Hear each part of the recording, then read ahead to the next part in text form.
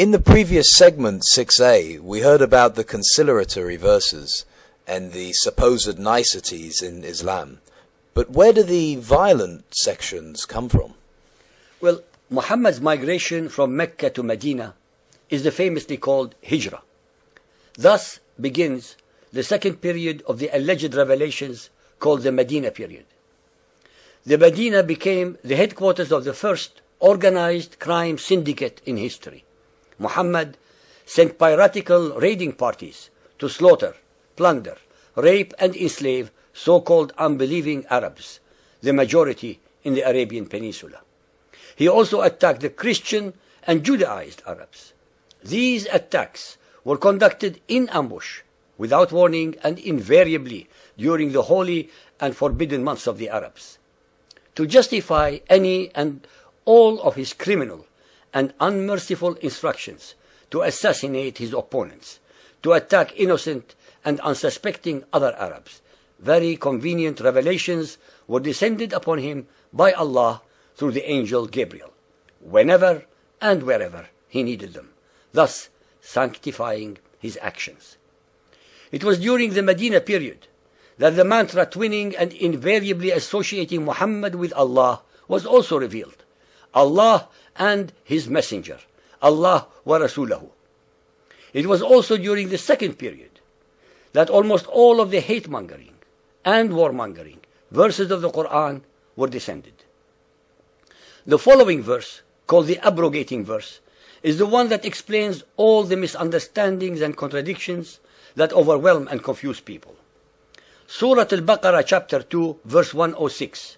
It says, "None of our revelation do we abrogate, ma nansukh, or cause to be forgotten, aw nunsiha, without substituting them with something better or similar."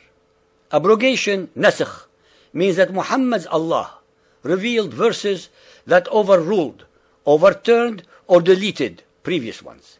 Now let us take what is called the sword or fighting verse, for example, which was revealed in Medina. It overturned or overruled 124 earlier conciliatory verses of the Meccan period. Surah At-Tawbah chapter 9 verse 5 says, "But when the forbidden months are past, then fight and slay the pagans wherever you find them, and seize them, beleaguer them, and lie in wait for them in every stratagem of war." Ibn Arabi said, the verse of the sword, chapter 9 verse 5, has abrogated 124 verses of the Quran. According to Ibn Kathir, that the verse of the sword abrogated every peace treaty that had been made with the idolaters, that is, the pagan Arabs. Previously, you, the listeners, heard 3 conciliatory examples from the Meccan period. Now you will hear the verses which abrogated or overruled them. Take chapter 2, verse 256, which said, "Let there be no compulsion in religion. Truth stands out clear from error." This was abrogated by chapter 3, verse 85, which says, "If anyone desires a religion other than Islam, that is submission to Allah, never will it be accepted of him." Then we go to chapter 109, verse 6, which says, "To you your religion, and to me my religion." Now look at chapter 61, verse 9, which says, "It is he who has sent his apostle with guidance and the religion of truth, that is Islam, that he may proclaim it over all religion, even though the pagans may detest it." We go to the third verse, which is chapter 15, verse 42.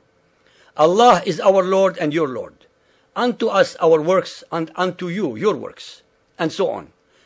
And look at chapter 9, verse 29, which says, "Fight those who believe not in Allah, nor the last day, nor hold that forbidden, which has been forbidden by Allah and His Apostle, nor acknowledge the religion of truth, even if they are of the people of the book," that is the Jews and the Christians, "until they pay the jizya with willing submission and feel themselves humiliated."